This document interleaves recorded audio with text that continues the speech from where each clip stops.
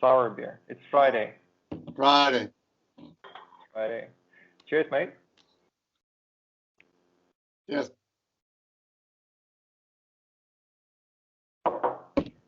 So, this is obviously not rehearsed or anything, and it's very genuine. But I mean, we've been talking about this fact that we are getting older. Yeah. And we've been climbing for quite a while. How long has it been for you? How long? Yeah, it's almost 30 years actually. So this autumn it's 30 years. I think I began like the first time I climbed was in January of 1990. Wow. Wow. That's impressive. Yeah, in Chamonix. But I seriously started climbing like, well, not seriously, but I started climbing more like 91 or 92, I would say. All right. So it's been a ride. Yeah. It's about 30 years. About 30 years. 60 years together. 60 years together, and I mean, the years are adding up, and we're almost 100 together, right? Yep. Yeah. 100 together and 60 years for climbing. Yeah. It should be pretty good. Like if you 60 years. Problem is that we're shit, right? Nah, not shit. Oh, maybe not shit. No, not shit. No. That's really pushing it. But it's. I mean, at least for me, I feel that it's going. It's not a plateau. It's more like it's going downhill. Yeah.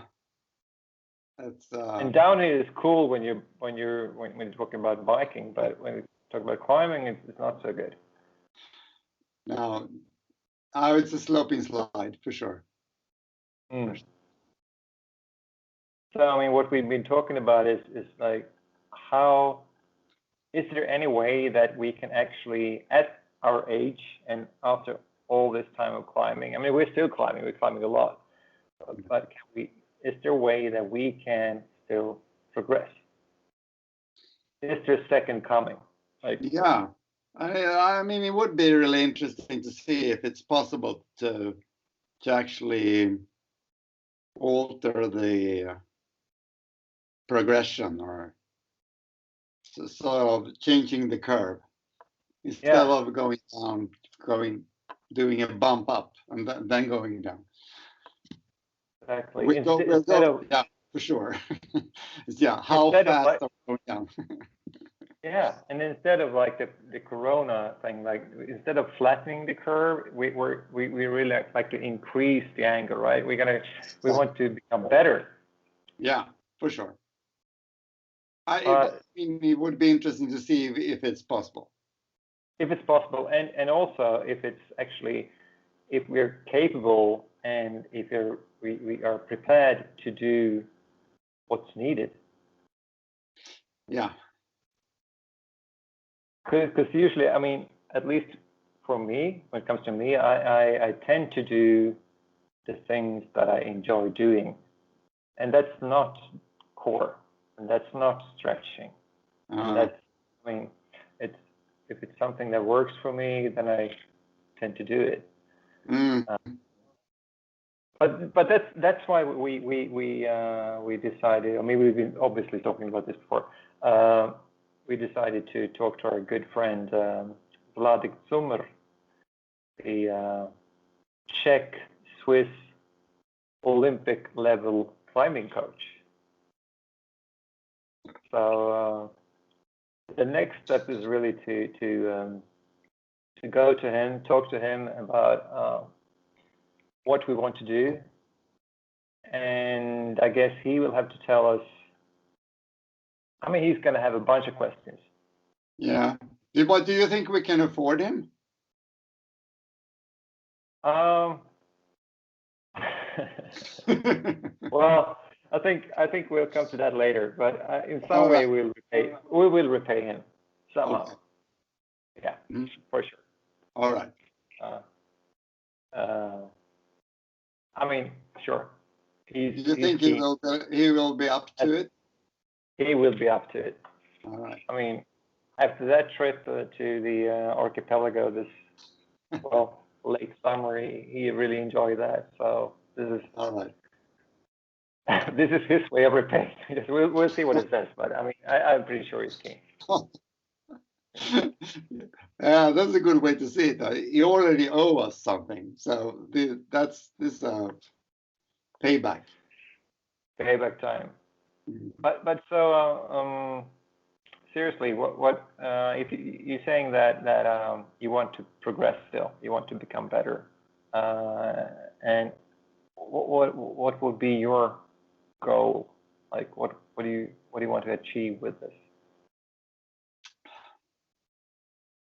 I just would be interesting to see if I could climb better, and it would be interesting to see if I can do more problems, more moves, more routes, sort of climb better in my body.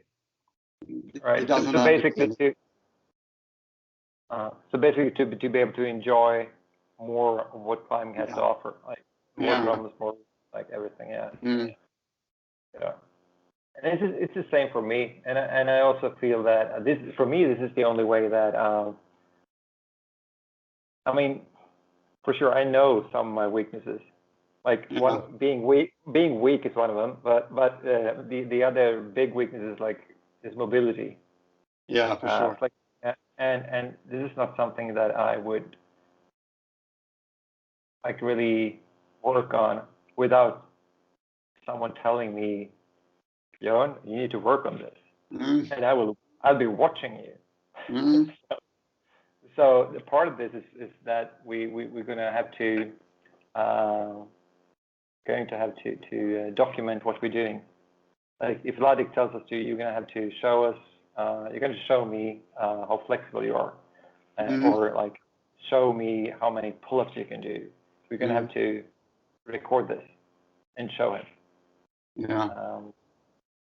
And obviously, this is something that I mean, sure, this is not easy for me. I don't like showing other people. Well, assuming that anyone will actually watch this, I don't want to show people how bad I am. But isn't that a good way with being old? You know, like who cares? You can show. It's so easy for you to say because you're older. When I'm your age. Yeah, right. It's gonna be different, right? But I'm looking forward to it. I mean, it's kind of interesting. Well, the thing is, I'd love to see someone do this. I don't want to be involved, but I really want to see the results. But I guess yeah. So I guess we have to do it just to see that if it's possible. That's what triggers me. Yeah, take one for the team. We take one for the team, for all the old guys out there. It's gonna be fun. It's gonna be an interesting ride for sure. Yeah. But so when did you stop training climbing and just doing it for fun? When I stopped training? Yeah, when you sort of stopped training for climbing and just doing, have you ever trained for I've never trained for climbing, honestly. I'm probably training more now than I ever did. Oh, wow. That's impressive. No, but in terms of training, I mean, before though, I was considerably lighter. Yeah. And let's say, I mean, I'm not saying that it's that's the only way to lose weight, but of course, I mean, with age you tend to gain weight, and you can just try to do a pull-up, and you're going to realize that if you add 10 kilos, it's going to be heavier, and if you add 15 kilos, it's going to be more. So, I mean, at least for now, I'm fooling myself, I guess, and I'm believing that if I were the same weight as I was 15 years ago when I was at my best, I would be able to do the same thing. I realize that it's probably not I think true, so. but I'm still in denial in that sense, I guess. Yeah. Yeah. What about you? No, I think I stopped training 20 years ago or something, when I really just, not focusing on the grades and just doing the stuff that I like, and that's what I've been doing for 20 years, I think. Sort of climbing the same grades, more or less. Oh. So you don't feel that you have you're on the same level that you were 20 years ago, I said? More or less, yeah. Wow. Yeah, but yeah. So this is definitely more of a challenge for you. I mean,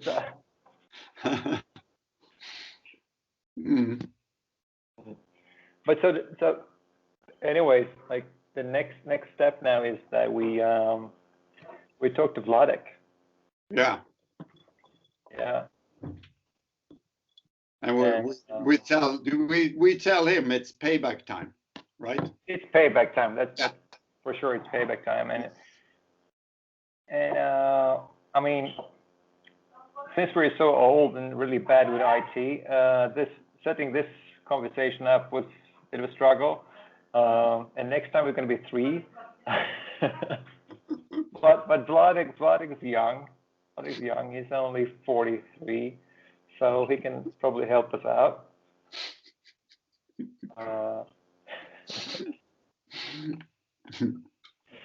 Yeah. Great. Yeah. Let's do this. By the way, that like the way that's cool, mate. The way you look now, Thomas, is like, I was watching this documentary about the UNA bomber. who was living in his shed in the Montana woods. I mean, this could be you, but I don't think he had a hangboard. Instead, he made bombs. But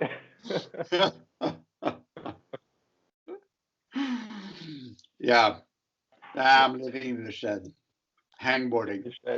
Hangboarding shed. Come out 20 years later, stronger, fighting grizzlies. That's awesome. This is going to be fun.